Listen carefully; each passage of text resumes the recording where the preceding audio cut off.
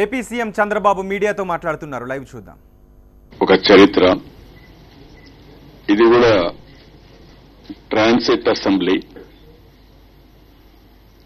మామూలుగా అయితే హైదరాబాద్ లో 10 సంవత్సరాలు ఉండే హక్కు కూడా కల్పించారు.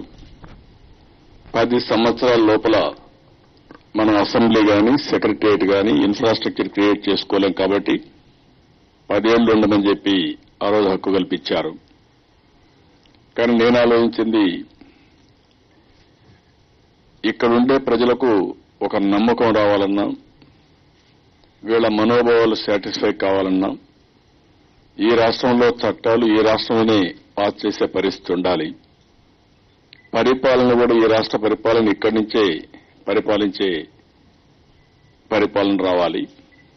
అందుకని మీరు ఒకసారి చూసినప్పుడు, ముందు ఇక్కడికి వచ్చినప్పుడైతే మన బైఫర్కేషన్ అయిన తర్వాత అసలు రాజధాని ఎక్కడ పెట్టాలి అనే దానిపైన కూడా సందిగ్ధం. దానిపైన కూడా కొంతమంది కావాలని అటు ఇటు ప్రజల్లో ఇంకా అనైక్యత తేవాలని లేనిపోని సమస్యలు సృష్టించాలని ప్రయత్నం చేశారు. అక్కడి నుంచి కాదు, సెంట్రల్ ప్లేస్ అని ఉండాలి, అందరికీ ఆమోదయోగ్యంగా ఉండాలి అనే ఉద్దేశంతోనే అసెంబ్లీ ఇక్కడని చెప్పి ముందు నిర్ణయించాం. నిర్ణయించిన తర్వాత కూడా మళ్లీ ఇక్కడికి రావడానికి మనకు సమయం పడుతుందనుకుంటే కాదు, ఇక్కడి నుంచే పరిపాలించాలనే ఉద్దేశంతో బస్సులో నుంచే నేను పరిపాలన ప్రారంభించాం. ఆ తర్వాత మేము పిలిపించిన తర్వాత మామూలుగా అయితే ఈరోజు రైతులు కూడా తొలి రోజు భోజనం కూడా భూమి ఇవ్వడమే కాకుండా భోజనం కూడా పెడుతున్నారు. ఒక ఆదిత్యాన్ని కూడా శ్రీకారం చుట్టారు. చాలా సంతోషం, వాళ్ళు అభినందిస్తున్నా.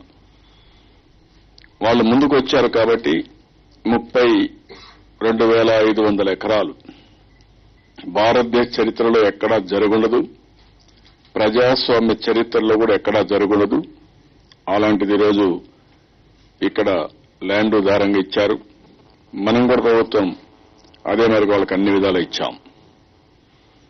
ఈరోజు మీరు చూస్తే యానిమేటి మొదలుకొని వాళ్లకు క్యాపిటల్ గెయిన్స్ గాని ఒకటి కాదు, అన్ని విషయాల్లో వాళ్ళకి ఏమాత్రం నష్టం లేకుండా భారతదేశానికే ల్యాండ్ ఎక్విజిషన్ ఒక ఆదర్శంగా ల్యాండ్ పూలింగ్ అనేది ఒక మోడల్ కింద తయారు చేశాం.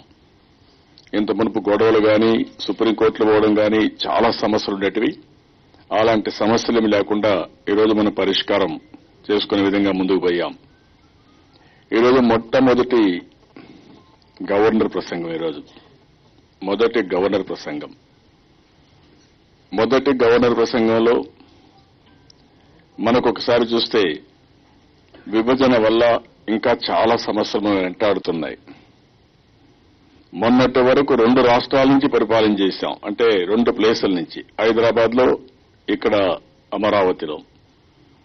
చాలా మంది ఆఫీసర్లు అయితే చాలా సఫర్ కూడా అయ్యారు. ఇప్పుడు కూడా సఫర్ కాలేదు నేను చెప్పలేను కానీ ఆ రోజు ఇంకా సఫరింగ్ ఏంటంటే, ఒక మీటింగ్ పెడితే హైదరాబాద్ నుంచి రావడం, ఇక్కడ మీటింగ్ చూడడం, మళ్లీ వెళ్లడం, అంటే 1 గంట మీటింగ్ కి 2 రోజులు పట్టేది. బాగా ఫెటిక్ అయ్యేవాళ్లు, రావడం పోవడం ఎన్ని. అలాంటిది ఈరోజు ఎంప్లాయీస్ కూడా సహకరించారు. వాళ్ళు కూడా మనస్ఫూర్తిగా అభినందిస్తున్నాం. మనం వారం 5 రోజులు తీసుకొచ్చాం, ఇక్కడ సెక్రటరియట్ కట్టాం, అసెంబ్లీ పెట్టుకున్నాం. ఇంకొక పక్కన విజయవాడ, గుంటూరు ఎక్కడ ప్లేసులు దొరికితే అక్కడ డైరెక్టరేట్స్ గాని, కమిషనరేట్స్ గాని, కార్పొరేషన్స్ అన్ని ఎస్టాబ్లిష్ చేశాం. అంటే ఈరోజు ఒక నిర్ణయం తీసుకున్న తర్వాత ఆ నిర్ణయంతో ముందుకు పోవాలనే ఉద్దేశంతో మనం ముందుకు పోయాం. రెండోది మీరు చూస్తే మనం తీసుకున్న నిర్ణయం వల్ల ఒక పాజిటివ్ గా, ఒక పక్కన కష్టాలు ఉన్నాయి కాబట్టి నేను అందుకని నవ నిర్మాణ దీక్ష పెట్టాను. ఇనాగరల్ మనం రాష్ట్ర అవతరణ దినోత్సవం కాదు, నవ నిర్మాణ దీక్షను పెట్టాం. ఈ రోజు మనకు కష్టాలు ఉన్నప్పుడు మర్చిపోతే ఇంకా స్లిప్ అయిపోతాం. అనునిత్యం ఏదైతే జరిగిన అన్యాయాన్ని గుర్తు చేసుకుంటూ మళ్లీ ఒకసారి కసితో కక్షతో పనిచేసుకుంటూ మనం అనుకున్న లక్ష్యాన్ని సాధించే వరకు ఆ తపన తగ్గడానికి వీలు లేదు అనే విధంగా నేను ఎప్పటికప్పుడు ఆ ప్రేరణ ఆ స్ఫూర్తిని వాళ్ళని ఉద్దేశంతోనే పెట్టాం. ఈ రోజు మీరు గవర్నర్స్ అడ్రస్ చూసినప్పుడు డబ్బులు లేవనే ఉద్దేశంతో నేను ఎక్కడ కూడా అభివృద్ధి ఆపేస్తాను, సంక్షేమ కార్యక్రమాలు సరిగా అమలు చేయని నేను చెప్పలేదు. ఒక స్పష్టమైన విజన్ ఇచ్చాం. విజన్ 2022. భారతదేశంలో 3 అగ్రరాష్ట్రాల్లో ఒక రాష్ట్రం.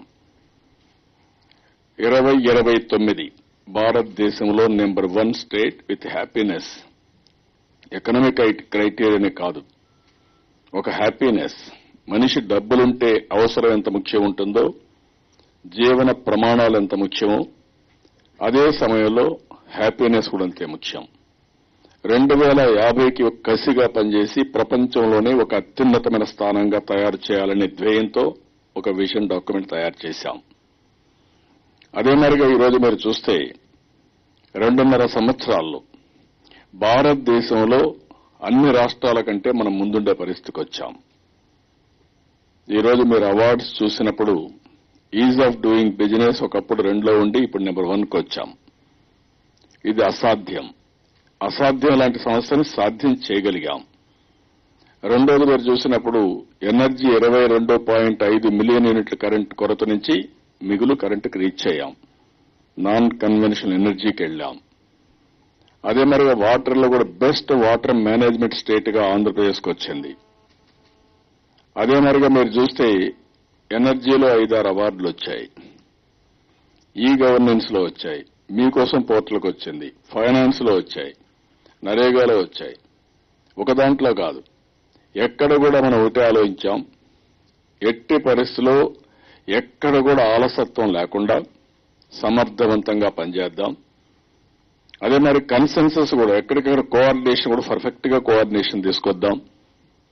ఎక్కడికక్కడ ఏమైనా ప్రాబ్లం వస్తే రియల్ టైంలో ఆ ప్రాబ్లం సాల్వ్ చేశాం.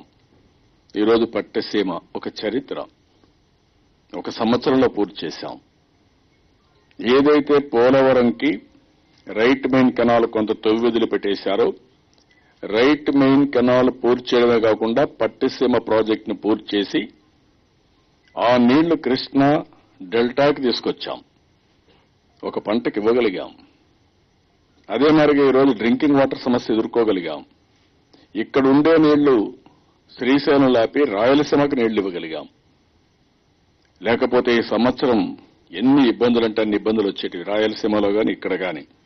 ఇక్కడ పంటలు ఎండిపోయేటివి, అక్కడ పంటలు వేసేదానికి అవకాశం ఉండేది కాదు. రెండోది వచ్చిన నీళ్లు నీకా నాకాని మన మధ్య ఉండే అపోహలే కాకుండా ఫర్దర్ గా కాన్ఫ్లిక్ట్ వచ్చేది. ఎవరికి ఇవ్వాలి, ఎవరికి ఇవ్వకూడదు, తాగేదానికి ఏం చేయాలి, ఇలాంటి సమస్యలు వచ్చేటివి. అలాంటి సమస్యను ఈరోజు చూస్తే శ్రీశైలంలో ఒకప్పుడు పవర్ కోసం పోరాడేవాళ్ళం. శ్రీశైలం అంటే పవర్ జనరేషన్.